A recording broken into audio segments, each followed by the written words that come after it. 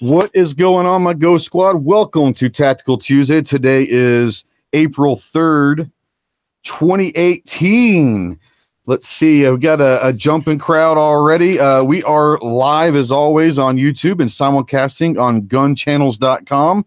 For most of you, you already know what GunChannels is, but if you aren't, I want to drop a link in there and go check us out. It's a pro-gun, pro-Second Amendment community.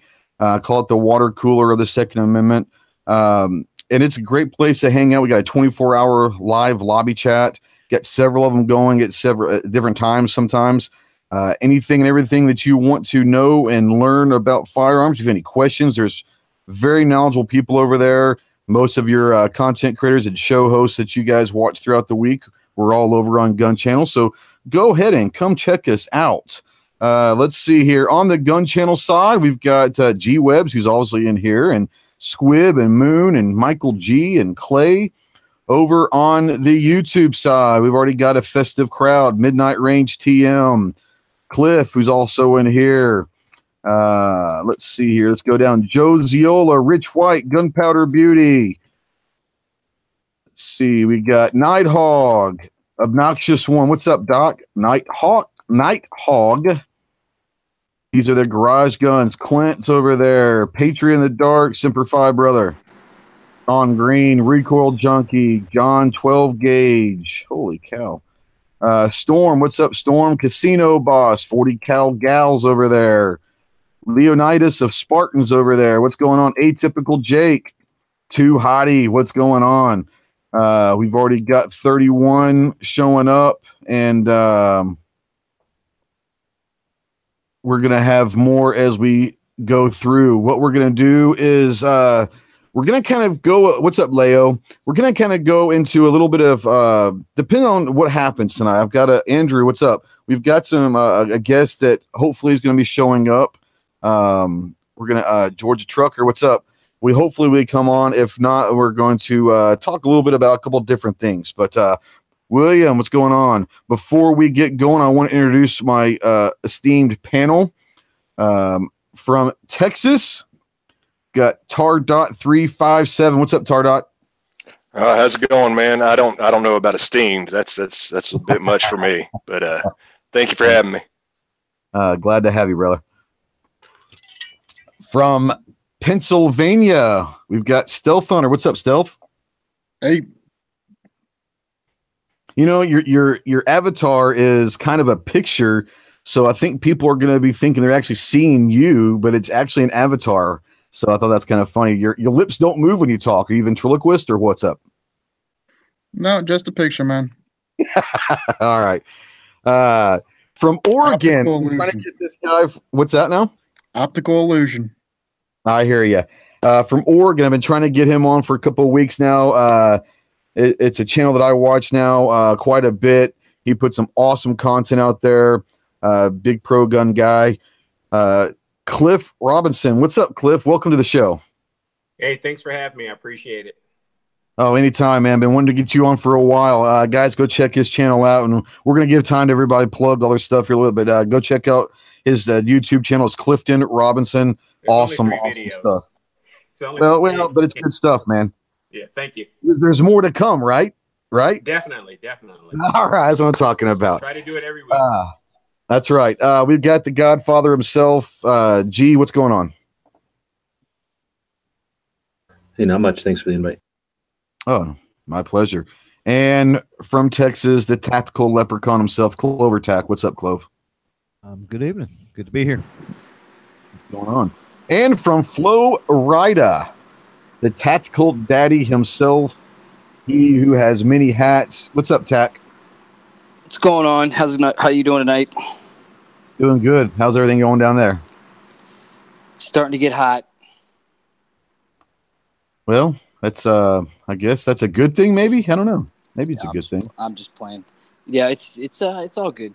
You know, we're in the week of clear backpacks, and that's an interesting experiment. Well, I'm going to let you But, talk about that here in a minute. Go ahead. Actually, go ahead and talk about it now because I thought it was an interesting picture you sent me a couple days did ago. you intro everybody? I don't want to. I have introed everybody, so go take it away. Yeah, I mean, it turns out it was a parent suggestion that got legs and ran, and next thing you know, we got back from spring break, and they went in with they were told not to bring anything on Monday, and they all came home on Monday with a clear backpack, like it's some sort of solution. So kids are funny, kids are interesting, they're all doing interesting things. You can imagine all the creative things that are being done. And there's quite a few, but most of them are putting up some sort of message or whatever, you know, on a piece of paper or on an illustration, and that's what they're going with on the back pocket. I will say it's not a piece of shit backpack. It's not bad. It's not terrible. Right. It's clear though. I mean, the straps are nice. There's some padding. You know, there's a couple compartments. You know, it's That's good. you know, it could be way worse.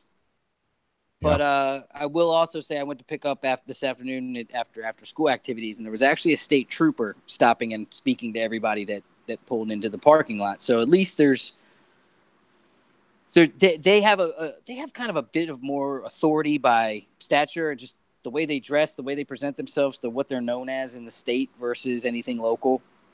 You know, you don't mess with state patrol is kind of the known thing, and they have put officers there that look very professional. Yeah. So I want to preface this for some of you guys that might be new to the show. Cliff, you may not know, but Tack lives in Parkland, Florida. His kids go to the high school in Parkland. So it's really been kind of cool over the last month and a half to kind of get really firsthand knowledge of what exactly is going on and these clear backpacks that we've heard. Now you were talking about Tack. Some of the suggestions on how to kind of get around it by putting their full-size backpack inside the clear. Did that happen? They've squashed that. They've squashed that idea. It? Okay, yeah, they basically said athletic bags and band stuff and things like that go to one area for an additional check, and then they go directly to the classroom that you're going to be using them in. Is what it sounds like. Again, these are banned. We all know that these are not ultimate solutions. The other thing that's interesting that I'll tell you about, that I won't go into because it's not that big of a secret, but I just don't want to overlook it. I was invited to a Facebook group today of a bunch of what you all and I would refer to as pro-gun, pro-freedom, pro-Second Amendment folks here locally that have started a Facebook group to have conversations that they don't feel like they can have elsewhere, I guess. Yeah. And so that's interesting. Reading a lot of those comments and a lot of those people's feelings are, again, they're very similar to what we hear on many of the other shows that are on, you know, with people talking about pro-gun stuff. Everyone still wants the right to defend themselves and their homes, regardless of how close to home this incident was. The fact that the only thing that's being talked about is guns is not falling on deaf ears around here. Right. Well, speaking of guns and what's up, Outsider? Finally made it. That's right. Speaking of guns, and I don't want to touch a whole lot on this because I think everyone's kind of aware, but if you're not, all right. All I want to say is to my real quick to my mods out there, whether or not we have our special guest show up tonight or not, if he does show up, I want to make sure that we're going to have a very civil, peaceful, and professional conversations. That includes in the chat as well. So if he does show up, hey, Budget, and let's make sure that we're monitoring the chat out there as well, if you guys don't mind. So I appreciate you guys. You always do a great job. You guys were busy last week. But anyways, let's talk a little bit about what happened today. As you guys know, probably most of you have heard that there was an active shooter at the YouTube headquarters. Extremely ironic. And it's brought up a lot of conversation from a lot of the gun channels that are out there putting videos up and all that. But before we dive into that, let's go ahead and update everybody. This is the latest from what I got from CNN. It says at least 3 people were wounded, and the suspect shooter, a woman, was found dead on the campus of the YouTube headquarters in San Bruno, California. The police chief, Ed Barberini, told reporters.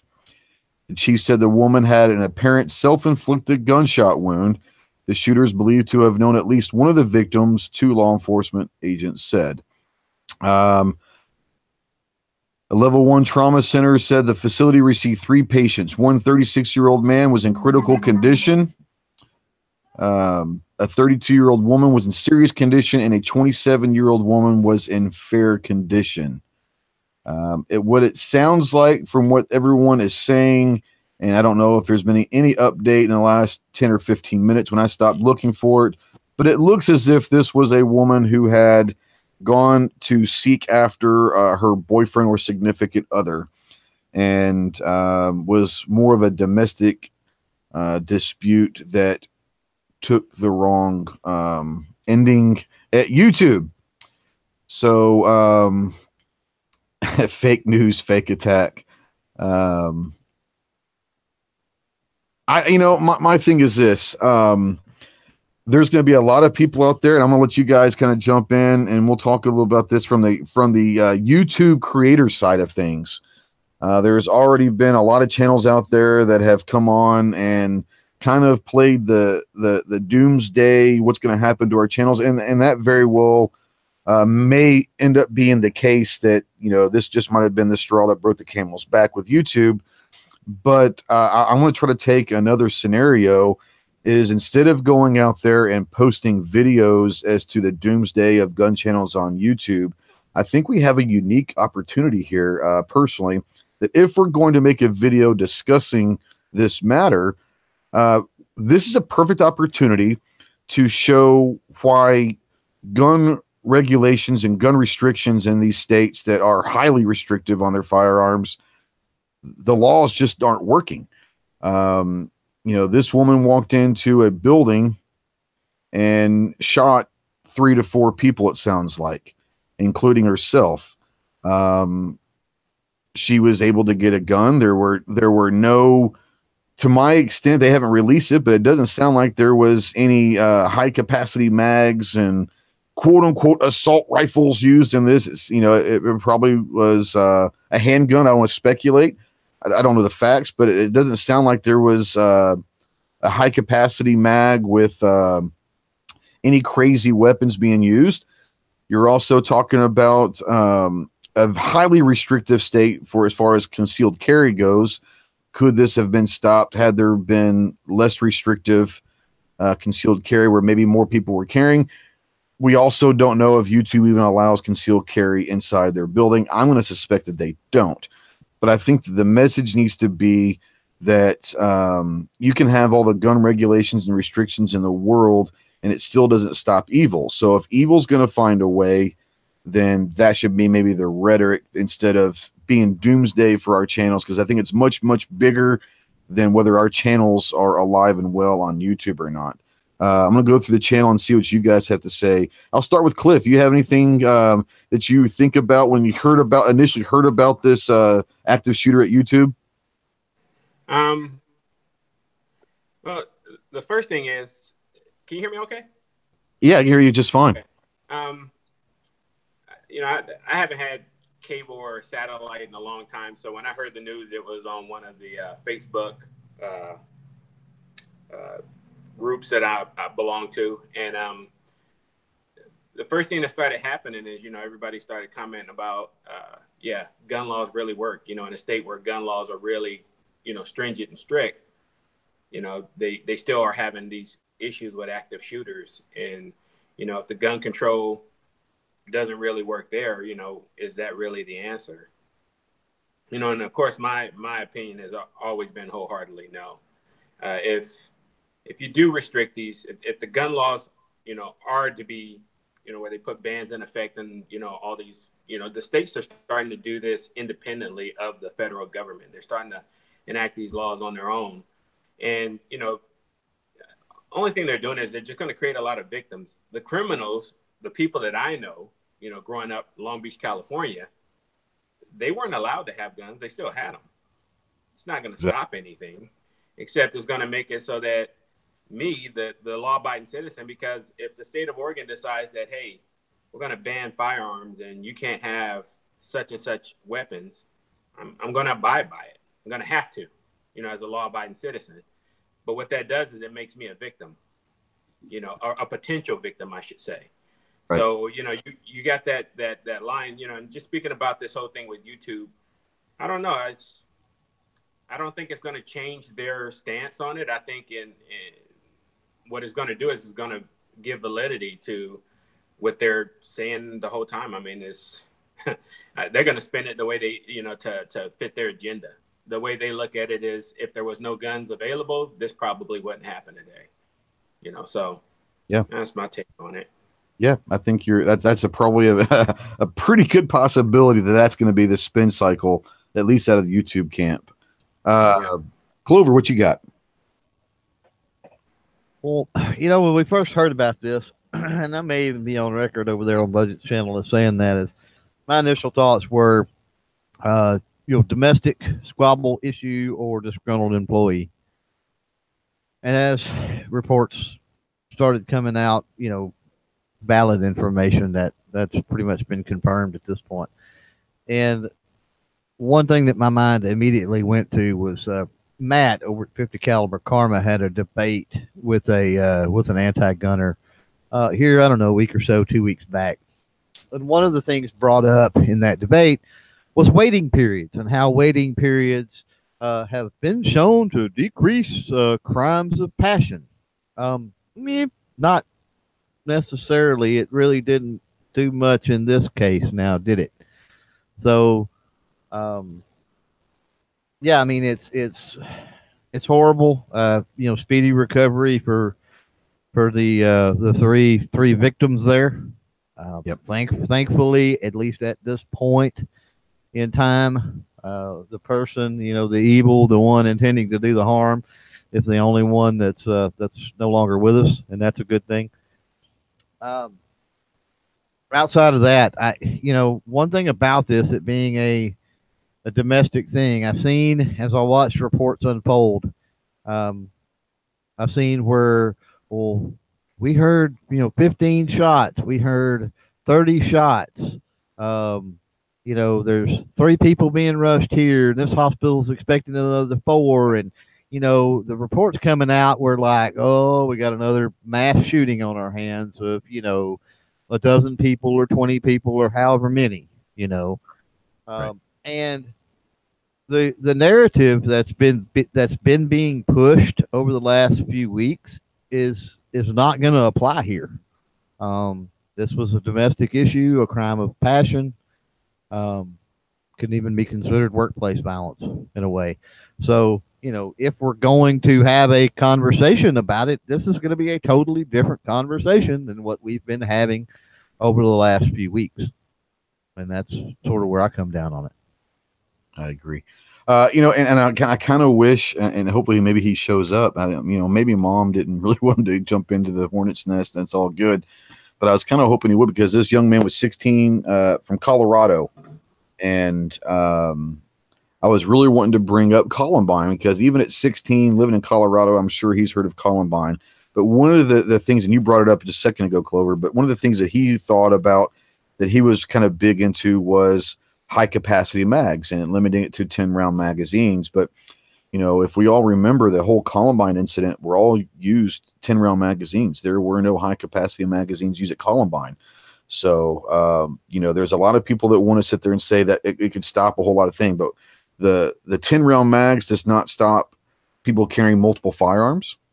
And the most important fact that you need to understand for anyone out there who might be in favor of gun control is criminals and evil people that wish to do other people harm disregard any and all laws that are in place. If they want to, they can go and get a 30-round mag elsewhere outside of their state and all of that stuff. So the 10-round mag is not going to help or hurt anything. There are videos out there that show that people can reload just as fast and get as many rounds off with 10-round mags as anything else.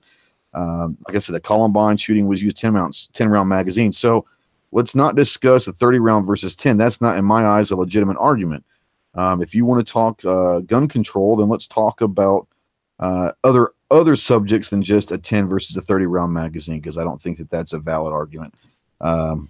Anyways, G, do you have any insight as to the whole YouTube thing? Do you see YouTube changing any more policies directly because of this, or if not, or if so, whichever one?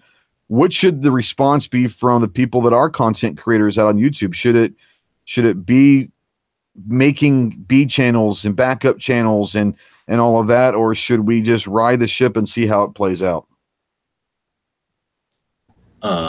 This is just one incident, so I don't like to assume things have to change over one incident. So I'm not going to assume things need to change over this one. I guess we'll find out. But other things have happened. They had fires and they didn't change YouTube policy. Right.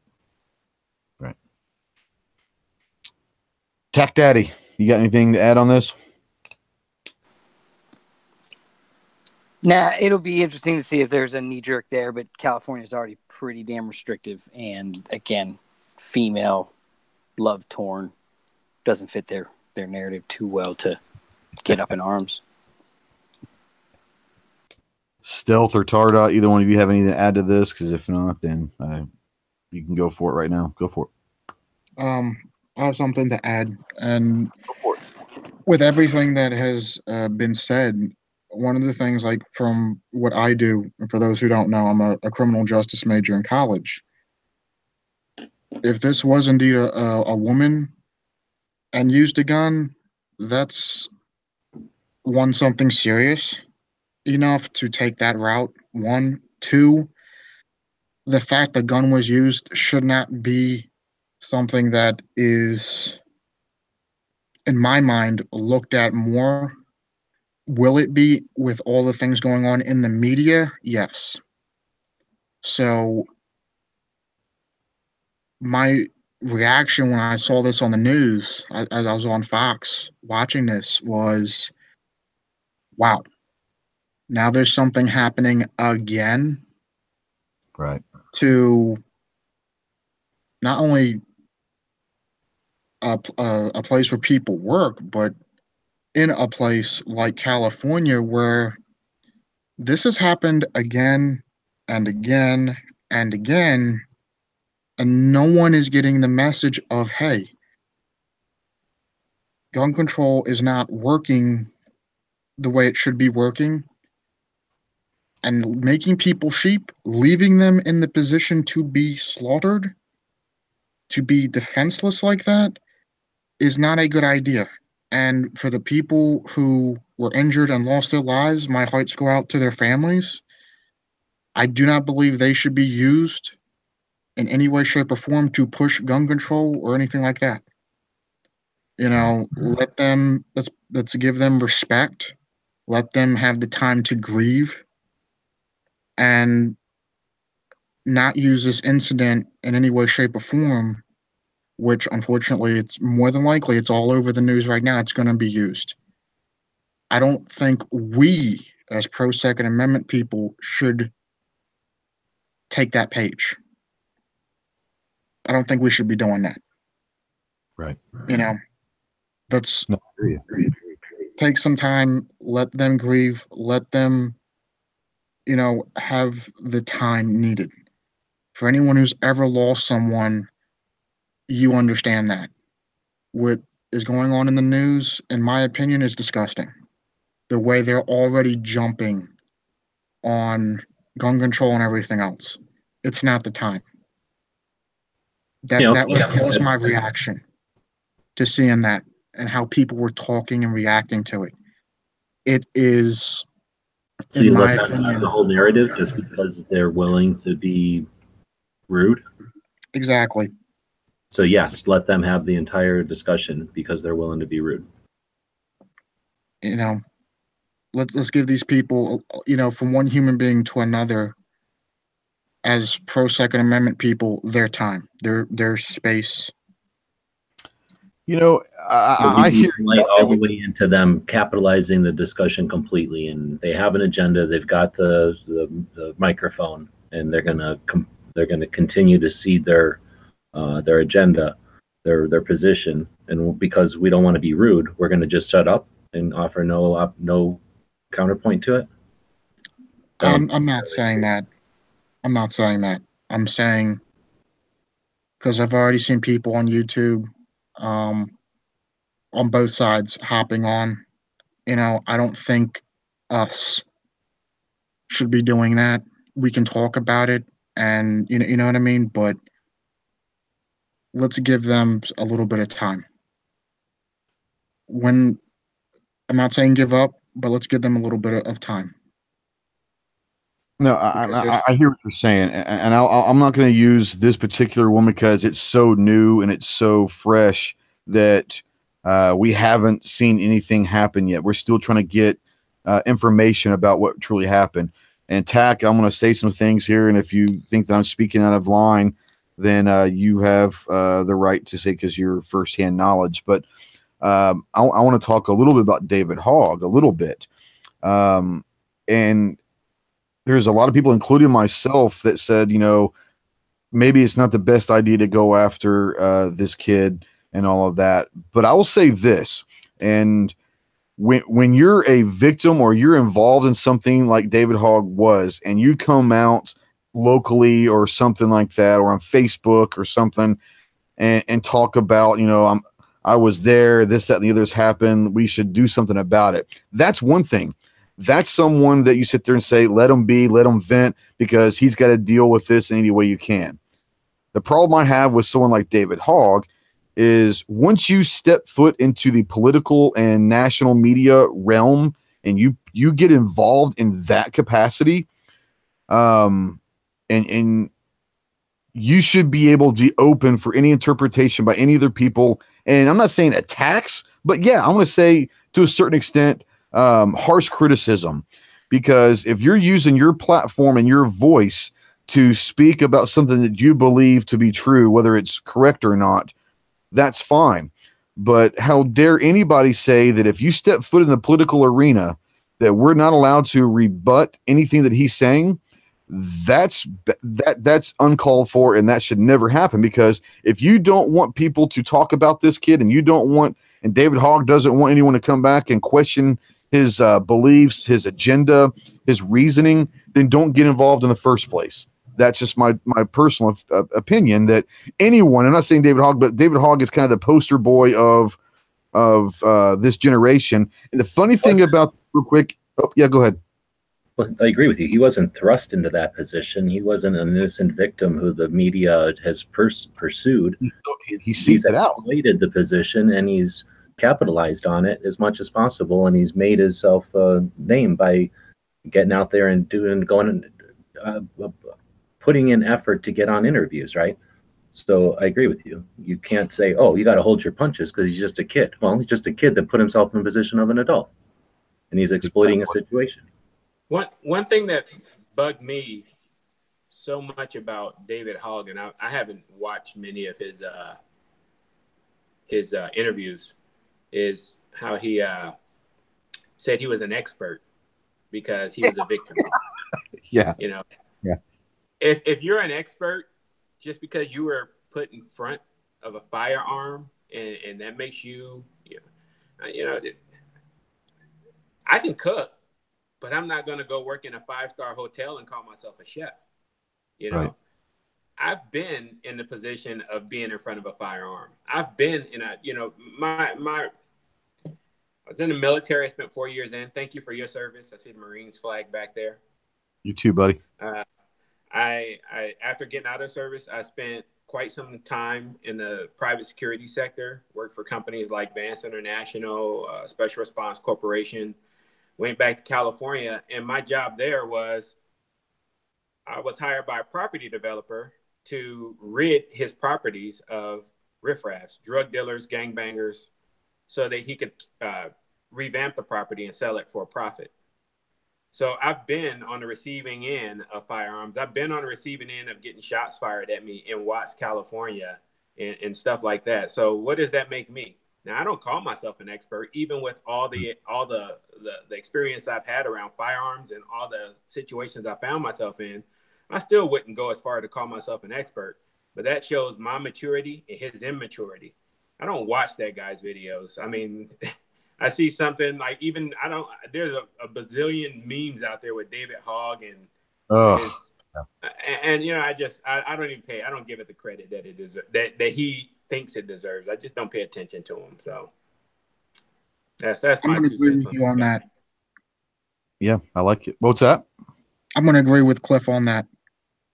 Yeah, 100%. I mean, we sit here on YouTube and we talk, and we are probably extremely knowledgeable in the firearm community. A lot of us have a lot of training. A lot of us are very good on a lot of different areas of firearms. But to sit there and claim that we are experts and we do this on a nightly basis is ludicrous. I don't think there is such a thing as a firearm expert. Because if there was, then we wouldn't be having this conversation with what is an expert. We would know clearly what a defined gun expert is. That being said, like someone said out there, this guy was, and I think it was G, this guy was not thrust into this. He seeked it out. He's publicly admitted that he drove 3.5 miles on his bike to get back up to school to interview the victims. So he was seeking out this attention, and he contradicts himself constantly, which is funny to me. But the point I wanted to make about this young man is he's been on Time Magazine and all this other stuff as posterized as the voice of this generation. He is the face of the gun control movement with kids. We were having the discussion over at Budget's chat, and if you guys want to go check it out, go check out Budget Guns and Gear. He did a little live chat, and this young man was on there, and his screen name is Negan. His name is Maurice. And I asked him about David Hogg, and he sat there and said, I don't even know who that is. This is a kid who is a high school student who is looking for some sort of gun control reform, and he had never heard of David Hogg. And so that kind of gave me hope of saying, okay, maybe it's not as crazy as we thought out there. What do you guys think? Do you think that knowing that this guy's out there talking gun control and gun regulations and restrictions, do you think as a gun community we are overreacting a little bit without knowing if it is spreading to the extent that we think it is, or could this kid, it just might not have reached Colorado yet? I mean, I don't know. What do you guys think? Is David Hogg doing as much as everyone wants to believe that he's doing? I'll answer first. Oh yeah. Okay. Go ahead, Kevin. Yeah. There's a story today. I'm looking for it on my phone and I can't find it right this second, but there's a story today talking about the growing, it's about the teacher reports back on it, but also the kids are reporting back on it. The growing sentiment that the kids that you're speaking of and that everybody else is talking about around the country do not represent the collective. Right. Do not represent the 3,200 other some odd kids that are there that all experience this in some way, shape, or form, some way more intimately than any of the people that you've seen. You're talking about, again, if anyone wants to continue to contribute, just search for Meadow Pollock and help this park that they're building. This girl watched a younger classmate get shot, shielded her, and was shot again, threw her to kill two people at the same time kind of thing. There are people that watch that happen. You're not ever going to hear from those folks. Just keep that in mind. But that's the answer to your question. Yeah, I firmly believe that there's a growing sentiment with the report back from D.C. March that 10% of the audience there was under 18, supposedly, et cetera, et cetera. Yeah, there's definitely there's definitely a sentiment that, and I actually disagree with the sentiment that they chased it. They chased it after it got shiny. What happened was, I believe, the powers that be that are running that other side identified very quickly through the media that was on site very quickly a group of people, and then basically threw a lasso around them. They're not making these plans. They didn't get the private jet set up to go see Ellen. there's a much bigger picture on top of that, pulling the strings. We all know what the dots connect to. And again, I literally saw in a window yesterday at the Walmart, it said, it's a student or children, but it's the standard moms demand action flag. And it either said children or students demand action. Yeah. So you're talking about the billionaires, you're talking about those dudes. They identified them. They showed them a real shiny object, and they're fatigued. Trust me. Guaranteed by now, they're fatigued. It was a whirlwind of a 2 months for those kids that you see on the Time magazine cover and all that other shit. And it will continue to be, but don't think that they represent everybody. I guarantee you they don't represent my house. Right. Tardot, I know you were getting ready to jump in there. What you got, bud? Oh, I was just going to kind of echo something G said when you made the comment of, do we just treat it like his flame is dying, his star is dying as far as David Hogg, being in the limelight and everybody listening to him? Mm-hmm. Yes and no. I agree exactly with what Tack was saying. You don't see, you've got a lot of people that aren't being heard, that don't agree with them. And, I've seen some of the stuff like what Tack's talking about, where you're seeing some of these people that don't agree and are pretty much raising their hands and saying, he doesn't speak for us. But in the same sentence, it's like G was saying about Stealth's comment is, so do we, when it comes down to it, do we treat it that way? Do we just kind of let it go and let them have their heyday? And I don't think so. I mean, I'm not going to say attack this kid. There was a lot of stuff I had seen after that had happened, and I'm sure we're going to see it after this YouTube, incident, where there's people making the inappropriate wrong comments. But when you talk about, for instance, David Hogg and some of the stuff that he said, he's drawing some of that attention to him, because you see some of the behind the scenes footage that they pull where he's pretty much just trashing people and gun owners. And then they raise it up as, you can't attack him, he's a teenager. And no, I don't agree with attacking him, but like you said, you can sure as hell argue your point. I should also clarify that I think that this has gone in stages, and it's basically every 2 weeks there's a new stage since this happened with these kids. When you look at what's happened to that group of kids, the empowerment, the march was a whole the leading up to the march and promoting it, the doing the march, that whole thing was a whole separate thing.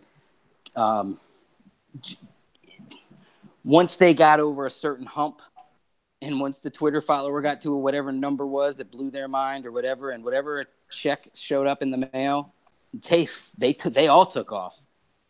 And again, we all saw the speeches at the march. We're all very clear what their agenda is at this point. I'm not denying any of that stuff. I'm just saying that when it first started, I think it was calculated in terms of who they selected. I don't think these kids just fell into it, so to speak. I think it was calculated. And that's the big thing, is I think they picked a target that gave them the ability to say, because they know there's going to be, different sects of our side that are going to say, just they're going to go through the normal everyday argument, and then you got the ones that are going to be your side that's a little more shall not be infringed, let's scream at these kids. And so, it gives them the ability to point out that group and say, look, these guys are attacking kids. And so, that's why I say I don't think we need to attack them, but to throw out your argument against theirs is just fine, I think. But it also sucks because they're undereducated and they say stuff that we all know doesn't add up. Exactly, and it kind of frustrates everybody. Right, and then when you go to point that out, then immediately you're going to be accused of attacking the kid. That's exactly right. And that's the advantage that they have right now.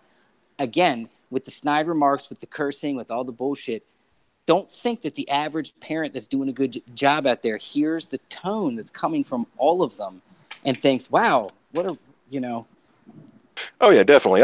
My point in the end is kind of like what G said. You don't, even though not everybody's listening to that argument, when you've got people that have got a national stage like they have, you want to argue the points they're making. You still want to throw that argument out there. You don't want to treat it like nobody's paying attention, because if you treat it like nobody's paying attention and they continue to make those arguments, it's one of those situations. They're throwing stuff at the wall until it sticks, and eventually something will stick.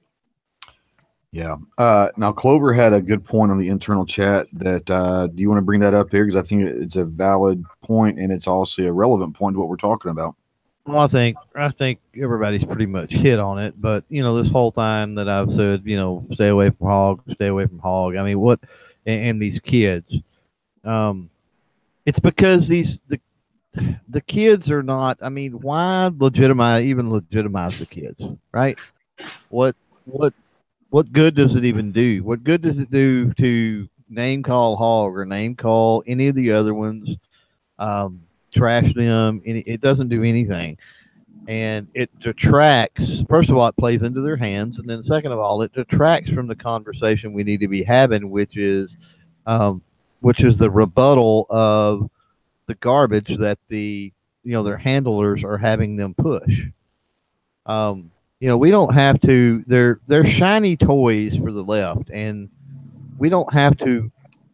We've got to deal with what the left is doing and saying, but we don't have to recognize it as coming from these kids. So, I mean, I say we take them out of the equation altogether. That's been my stance for some time now. And that was just reaffirmed when the young gentleman earlier, when I asked him that question, and I'm so glad he come back on and I got a chance to ask him that, when he was like, I don't really know who you're talking about, with David Hogg. And I'm like, wow, that's freaking amazing. That means their shiny toys are really only working with the select few grown-ups. Yes. It's not indicative of kids across the country, because this kid's listening to Beyonce or doing whatever. He doesn't care about David Hogg. So why do single ladies? So why are we infatuated with David Hogg? I guess you see what I'm saying. That's why I don't give him any of the attention that he wants, that he craves. Exactly. Yep. There was a comment out there on the Gun Channel side, which I think is a great point. Dead Horse says, so we need our kids educated and let our kids debate them and point out the flaws. I really think that's a great, hey, HBO Matt, how you doing? I think that is a fairly good, my daughter's 20 and going to be 21 here in the next little short while. She is, I'm not saying she's a gun gal, but she's pro-gun. I mean, she's already taken her tests and paperwork for concealed carry. Now all she has to do is wait for her 21-year-old birthday to mail it in, and she's good to go. But I think that there is something to be said about high school and middle and college-age kids, if you have them. I've always been – I talked about this on Clover's show a little bit last week. I've always been the one to allow them to express their opinions and their feelings, because to them, even though as misguided or uneducated as it may be, that most of them will feel very passionately about their opinion, and especially at that age when they're just kind of developing their personality and all of that.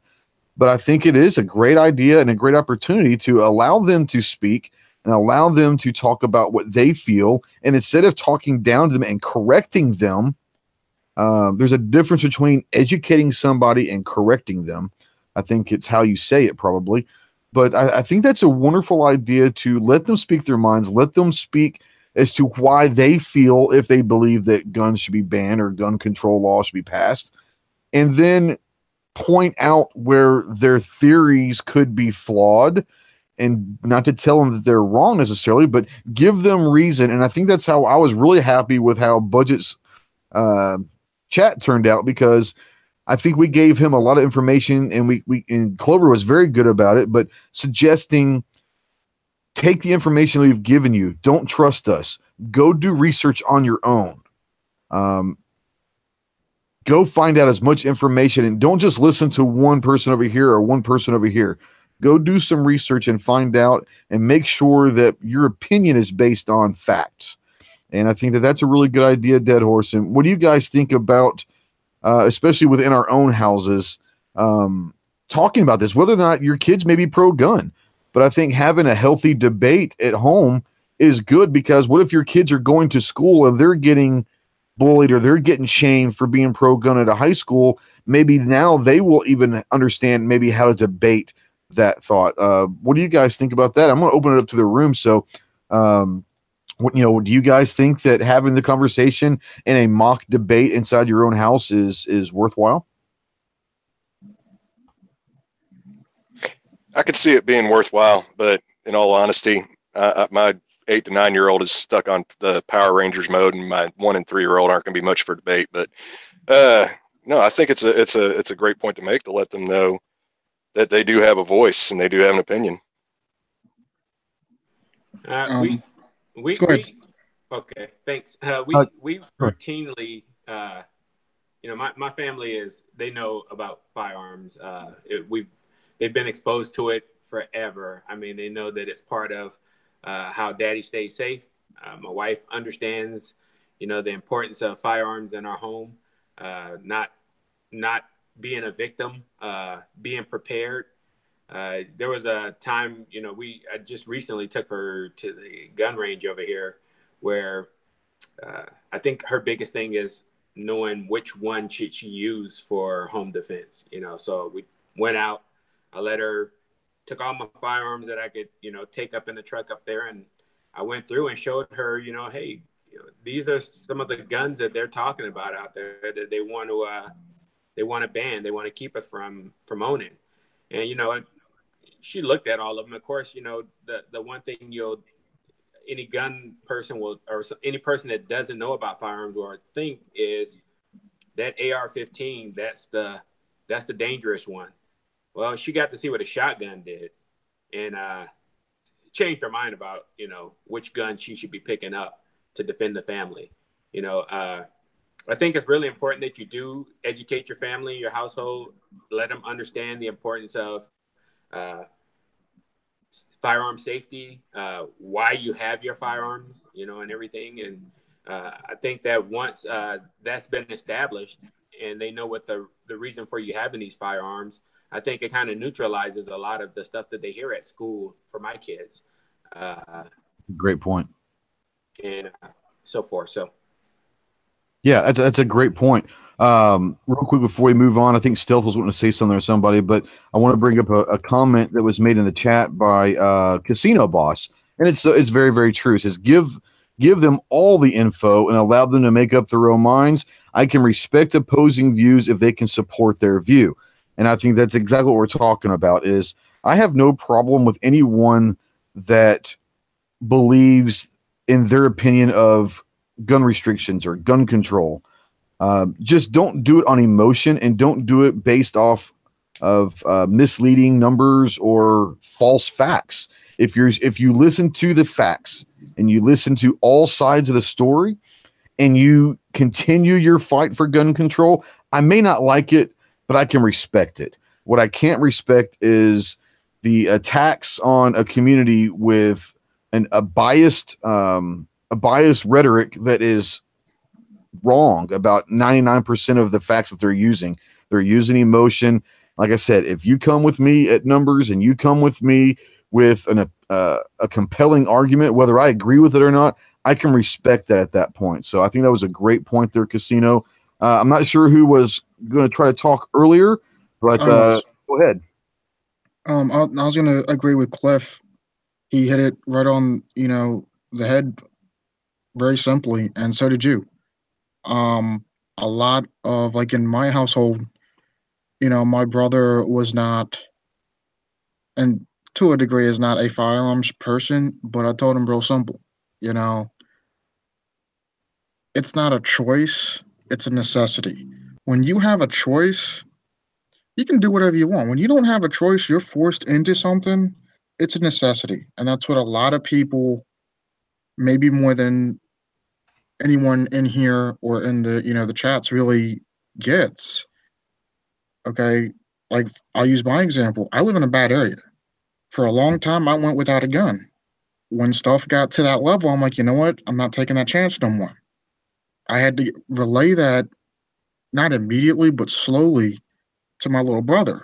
And I taught him the 4 rules of gun safety, taught him, how to hold a gun. God forbid something ever happens, what to do, so on and so forth. My mom and dad knew, but like many parents, and I've run into many people like this, they used to have guns and then they got rid of them when they had kids. So I had to refresh them on new things. And it's a process, but you can't do it all in their face at one time. You have to take your time. And my brother, even though he's not really a firearms person, he understands. One day, if he's ever in a bad spot, he needs to go get a handgun, a shotgun, whatever, he will. He will know what to do. He will know how to handle it properly and be safe around it. And anyone he's with, he'll be able to teach.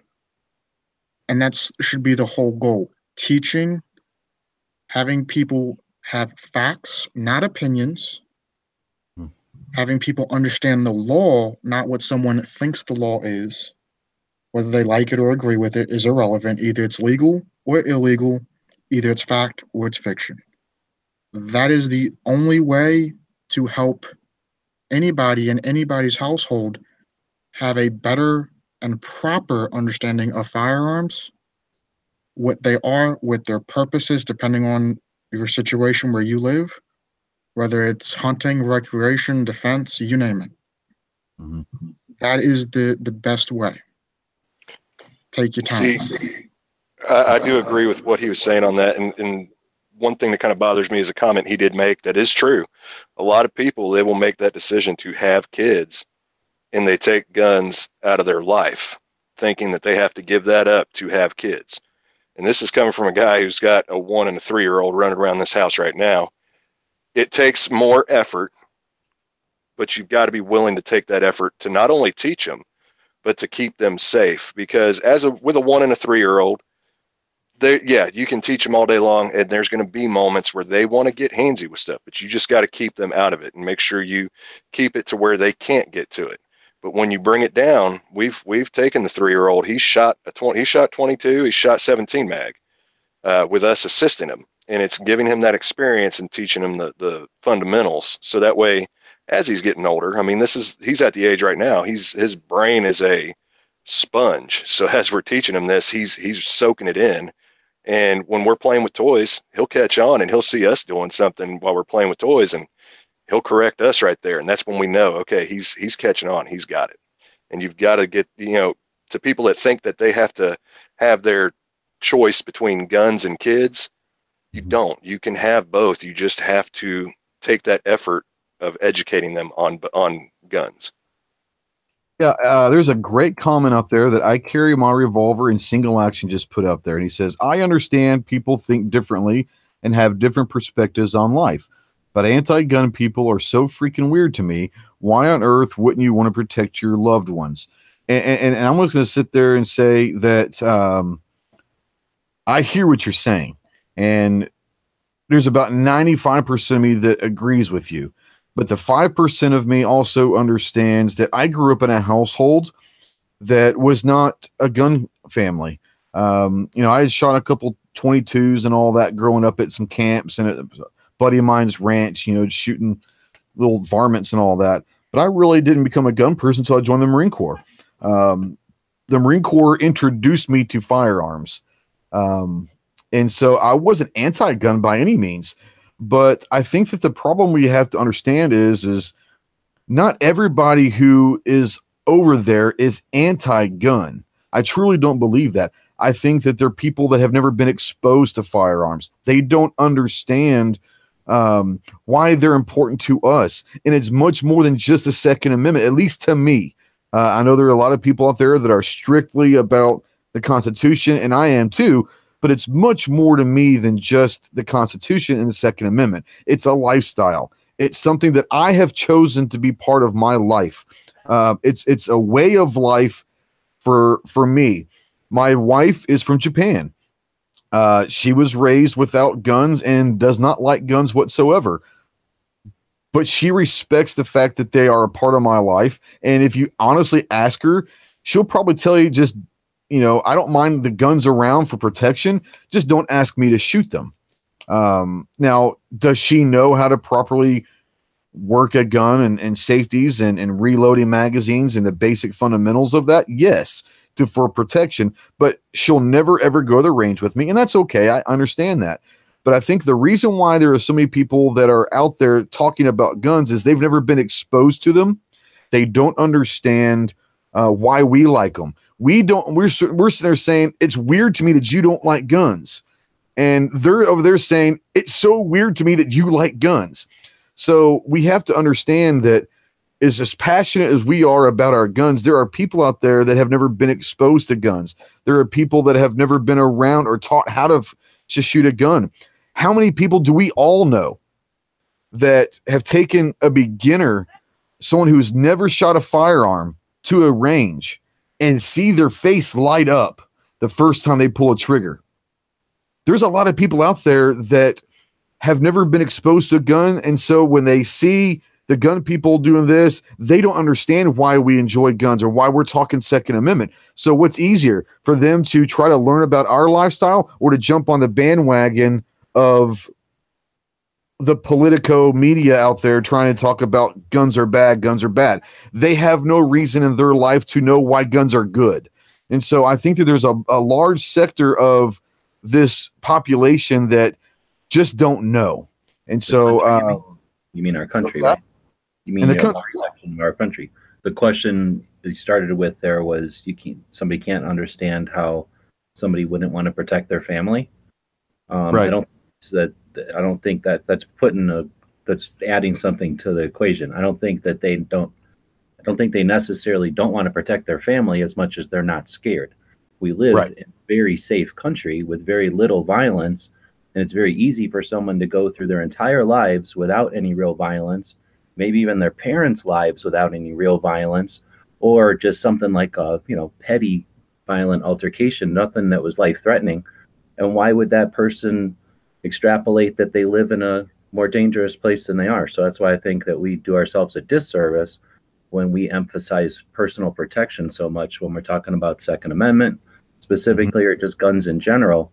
There's so much more that guns are in our community, in our culture, that we can emphasize. And this preoccupation with personal protection is not justified based on the fact that we have lower violence. And it's like, okay, I want to be a free person, so I'm going to constantly talk about how I have a fire extinguisher. No, let's talk about how we are a free people. And then, we have health insurance, we have AAA, and we have fire extinguishers, we have guns, big deal. But we do ourselves a disservice when we focus on the personal protection when people aren't scared and they think that we're paranoid because they can't understand what it's like to be that scared. And they project on us that we're paranoid, that we're scared all the time, when we're simply carrying around a firearm the same way we carry around life insurance or a fire extinguisher or a spare tire. Exactly. And see, Ghost, kind of what you were getting at about with your wife, and that's something that Gunpowder and the gun gals are doing, is with their little visit to the range, their girls' night at the range. She's actually got, I think, 5 people she's bringing with her that are borderline anti-gun. They've given her hell for being pro-gun, and she's convinced them to go to the range. And my thoughts on that is that's the best thing, one of the best things to do, because even if they still decide that they don't want guns, they don't like guns, they have that experience behind them. They know what it is to shoot a firearm. And like you said, a lot of people change their mind because that experience, just you see them light up when they shoot, and they're like, okay, this can also be fun. Right. Yeah. There was Casino says fear is the main source of superstition, and one of the main sources is cruelty. To conquer fear is the beginning of wisdom. And that is very true. And I would say even to conquer fear is, I think, ignorance. And I'm not saying ignorant in a derogatory way, but ignorance also creates that fear because it's the fear of the unknown. And this unfamiliar, or not so much ignorant, like they're dumb, but unfamiliar. They've never experienced it. Right. And that's the biggest thing is, and I get, but people out there in the chat are saying this has turned into a pretty good, hey, take care, budget.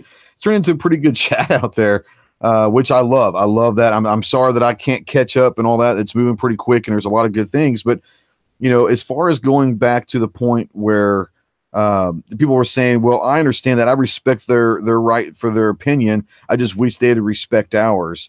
And I understand that. That's a valid point. They obviously do not seem to respect ours.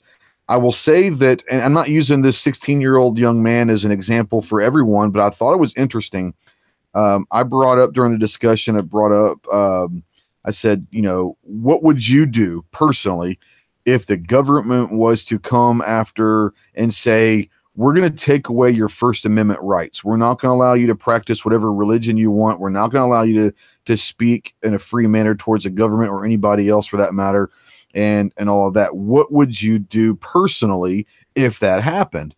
And he was immediately said, I'd take up arms and go after him. And so I think that that's an interesting way of thinking about it is they want to regulate guns and all of this.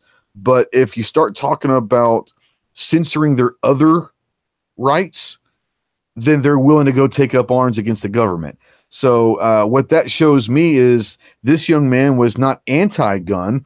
He's just looking for some sort of gun control. But I think we'll find that with a lot of these people that we're talking about, the 5 to 10%, we'll even call it possibly up to 20% of the left that is anti-gun. The rest of the people over there, I don't think are anti-gun. They just don't know any better. So I think it is our responsibility and it is our job to have peaceful, civil, respectful conversations as much as we can. Because I think that these people that don't know, and like you said, G, they're misguided. If they learn about what the gun life is and why, not just about self-defense and all that, but why we're so passionate about the lifestyle that we choose to lead, maybe they would start to understand that, look, we're not the crazy gun-toting hillbillies. We are normal, law-abiding, everyday citizens that just happen to like our guns.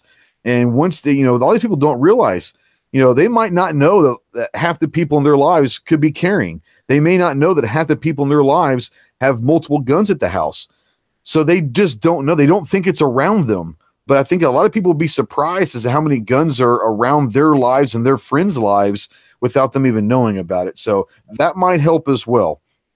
I think one thing that strip away all the rules, all the laws, get down to the bare meat of why I prefer to have guns. And it's no different than why do you prefer Nikes over Adidas? It's because I can. It's because in this country, my choice to own these is a right that I fought for. It's a right that you fought for. Strip away all that other rhetoric, and all it boils down to is my choice is my choice. You have no right to tell me what I can spend my money on. So, and it's really, PC and really, it's one of those things we want to be able to have a civil conversation with people that are anti-gun. But I mean, you've seen the interviews. Most of them don't even know what they're talking about. So how do you have a conversation with somebody whose belief in whatever they're doing, they're marching or they're protesting about something they have no clue. And when you ask them, hey, what are you protesting? Now you're being a smartass. Now there's the tension between my side and your side, when all I'm trying to do is get to the bottom of why you do what you do. And then I'll tell you why I do what I do, which is pretty simple. Right. I will say this. The answer to my answer to your hypothetical question there is within probably 10, 15, 20 seconds of that conversation, we're probably going to figure out what side they are. Are they receptive to information, or are they going to be, no matter what you say, you're evil and you're wrong? If they're that person, you walk away, because we're not doing any good with that person. We're never going to change their minds, just like they're not going to change our minds. What we're looking for is the people that are in the middle, that are uneducated, that are misinformed, that actually would listen to a conversation because they care enough possibly to get all the information. The problem is most of the people that are in front of the cameras are the ones that we're not going to change their mind anyways. Those are the destructive ones, because they are not going to listen to anyone and they're passing out false facts. That's where the danger is. But the problem is we're probably not going to change their minds. Unfortunately, as much as I would love to sit there and say, I can change your mind, They're not changing my mind. So what makes me think that I can change that person's mind? I think we have to go for the people that are actually willing to have a conversation. Well, if you always have to change the mind, is that the only goal? If somebody's not going to change your mind, I think I can recall conversations that I've had with people that thought differently than me, that I walked away from the conversation going, oh, never really thought of it like that before. And then that got me to go look at, I don't know, some other tangent or something. So if our goal isn't necessarily change their mind, but to give them some point that they walk away from and at least challenges their status quo. I'm 100% with them. Well, that's what I was fixing to add, is that there are people that I don't think we won't even listen to us. That's what I'm saying. I don't think we should waste just tons of time, and I don't think we should do it to the point of getting, completely frustrated and irate and not being able to carry on a productive conversation with the next person when you're dealing with a hardened liberal on the issue. But I also believe that it's important to at least engage in that debate a little bit somewhat. And the reason is sort of like G was mentioning, I think people have epiphanies and turning points all the time across the spectrum, no matter what you're dealing with, what issue you're dealing with. It does happen. And if you can have that debate and maybe get some of that information out there, then something may happen in that hardened anti-gunner's life, that they start questioning things. And when they do, having that, being able to jump back to that conversation that they had with you could actually be productive for them. Yeah.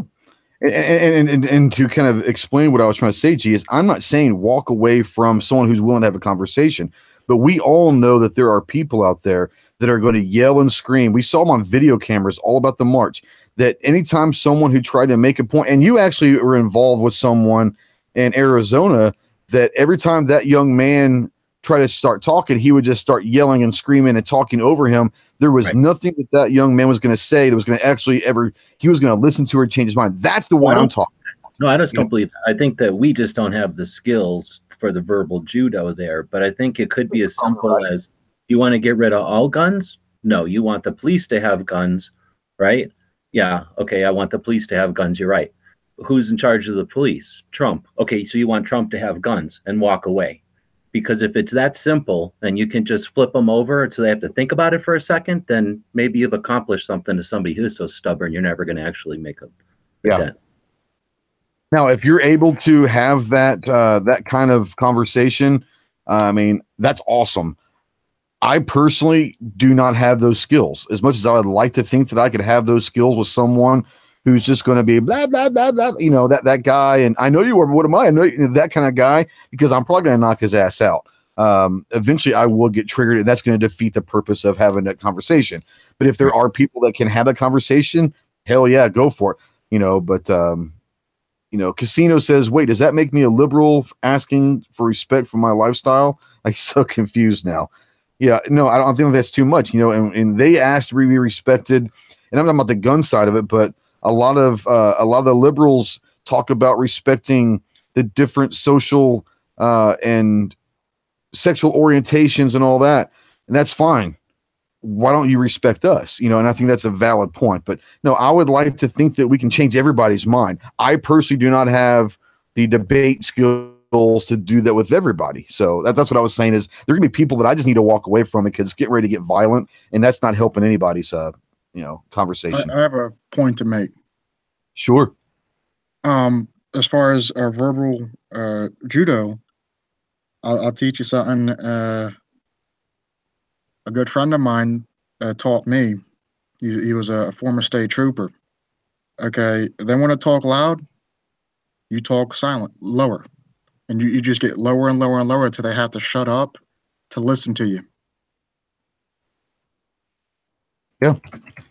I got a question. I have not seen it, so I do not want to.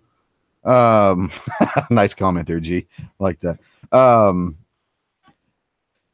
I have not seen it, so I do not have any information as to what he's talking about. But Sean Green out there, I guess there was a press conference, possibly, that there was a doctor out there at the hospital that maybe a couple of the victims were brought to, and he said that the doctor seemed to be more of a politician than a doctor, and wanted to know if I thought he was pushing an anti-gun agenda. I personally haven't seen the press conference. Who's asking that? Sean Green. Have any of you guys seen the press conference with the doctor? If his doctor is Winnemute, then yeah, he's a super anti-gun politician-ish type of emergency room doctor. Okay, so he probably was there trying to pass along an agenda, even as a doctor. I don't know. I haven't seen it, so I don't know anything about it. There's an emergency room doctor in LA, and he's the guy that gave him the name Ring of Fire. He's the guy that was out after inexpensive pocket guns for since the 60s. He's always been after them. He's the guy that tried to sue the companies for liability since legislation wasn't working. Yeah, Heartland Wanderer out there says that the doctor was grandstanding, and Heartland watched it. So I'll have to go back and take care, Rich.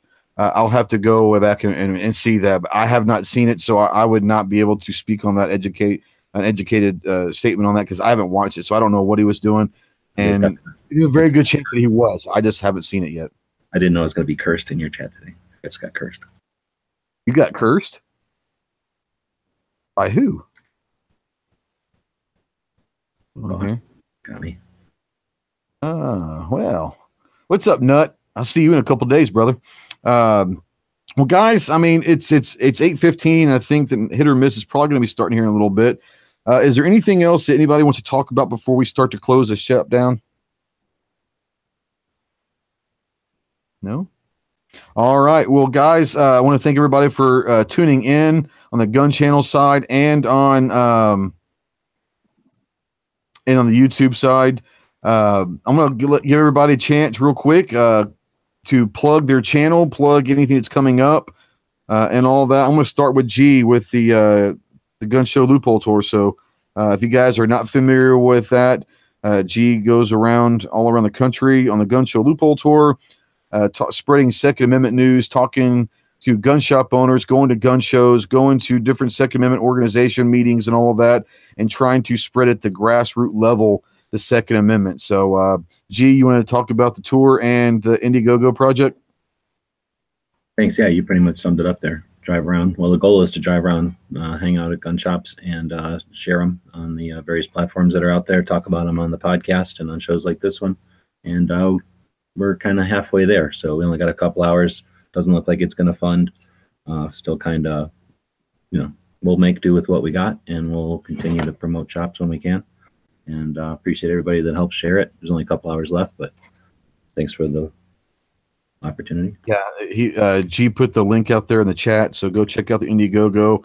And it's extremely important. I think it's incredible what you do, what you've done for the community.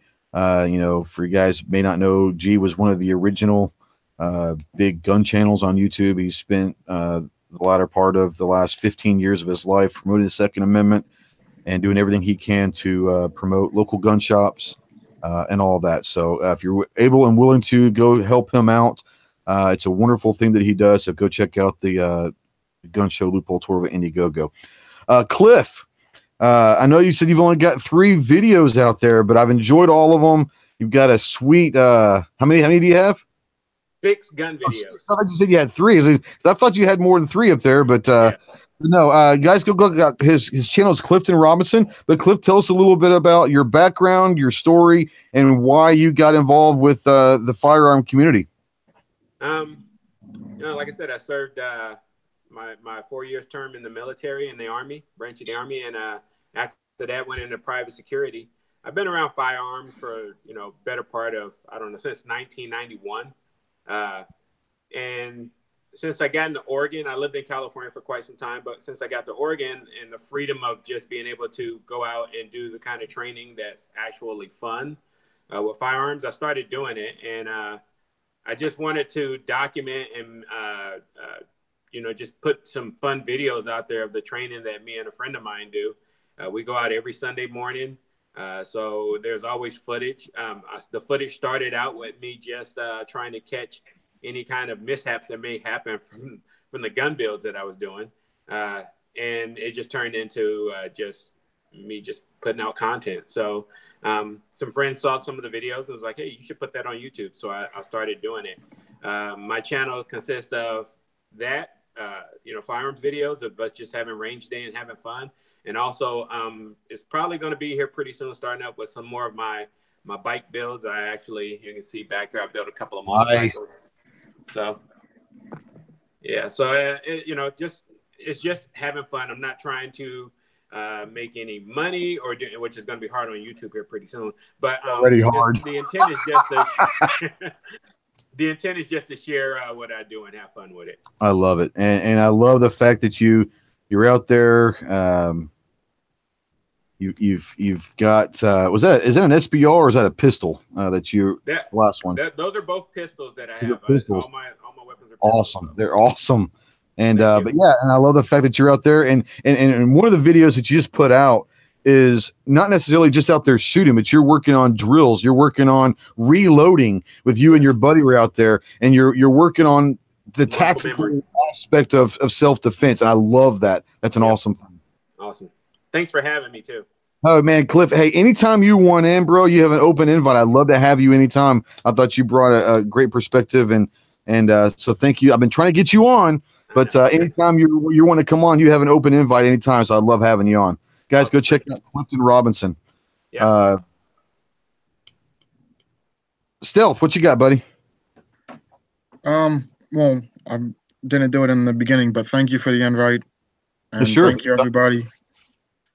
My channel is on YouTube. It's Stealth Hunter 1000. I don't have any videos up yet. I'm working on that. Between college and trying to find a job, it's hard as far as time goes and other responsibilities, but look forward to something coming this summer. If YouTube is still around, of course. It will be around, I promise you. It's going to be around. Tack, what you got, buddy? I know you got a bunch of stuff going on. Nope, just make sure you check out Funker Tactical, Aperture Fight Focus. Go to Funker Tactical on YouTube. Make sure you sub and hit the bell. And check out that video with Ryan Hoover at the 511 stores. That's a model that we're going to start doing across the country at the different stores. So check that out. And if you're near one of those 511 stores, pay attention. And it's coming soon. Thanks. Appreciate you. Yeah, how was with Funker and all that? Real quick, I know you've been discussing, is there going to be, what's the plan for Funker right now? Is it going to be kind of what you're doing always, the training, or are you guys going to be branching out and doing different stuff with some different platforms, or are you guys going to kind of continue as the status quo? For now, everything's full speed ahead. There's a bunch of contingency plans with YouTube, but there's not a lot of rules that channel violates. Right. And we'll continue to do, inclusion of companies, but not really, linking to places that have carts and that kind of stuff. But as far as being on other platforms, that's something that it's been avoided in the past, but at some point it might be necessary. Or again, there's always options for inclusion in existing things or new things. Absolutely. I know that you're a busy man, and I appreciate you taking the time. So thanks again, buddy. Tardot, what you got, bud? I don't have a whole lot. Just make sure y'all check me out on Tardot357. It's my YouTube channel, Twitter, Facebook, all of it, all the social media I can think of that I'm on. And then also check out www.tardotproductions.com for our blogs and for our Spreadshirt store. And I also have got some paracord items up there. We are going to possibly have a new item up there. I ain't going to announce until I know it's really working out. But I may have a few examples for y'all when we get to Tulsa. Nice. Clover,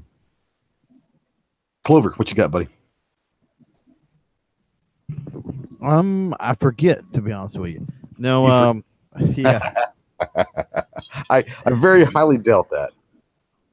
Yeah, I'm just gonna say, clovertech.com. You can find me all over the place. Not a big deal.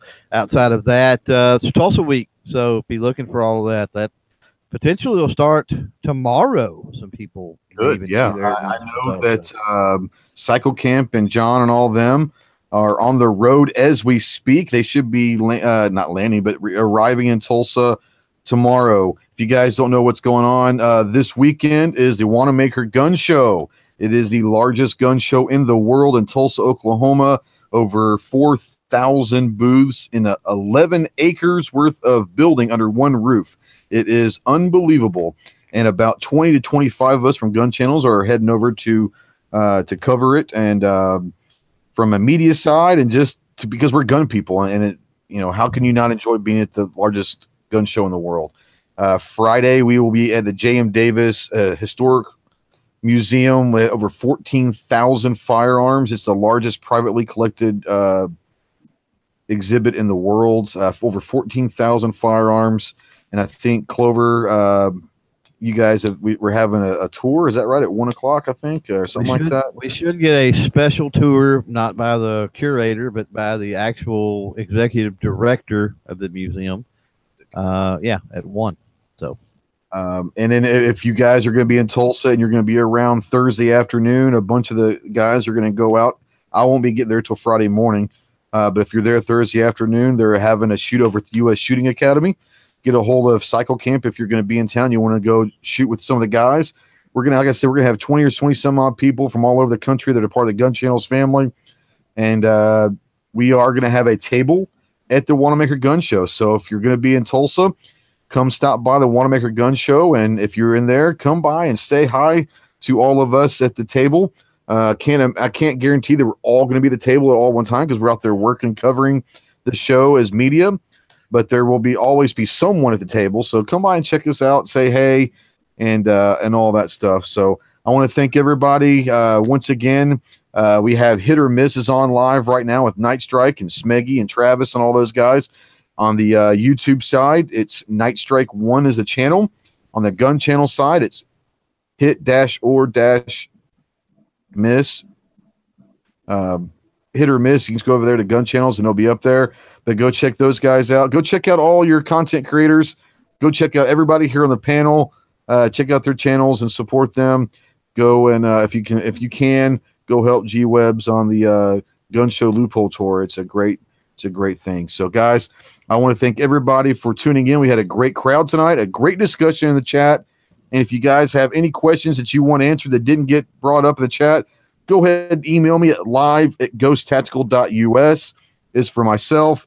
You can go to www.ghosttactical.us and find all my links there, my shops there, drill of the month stuff. I didn't have time to really bring the drill of the month. I will be shooting the next drill of the month probably when I get back from Tulsa. I'm a little busy.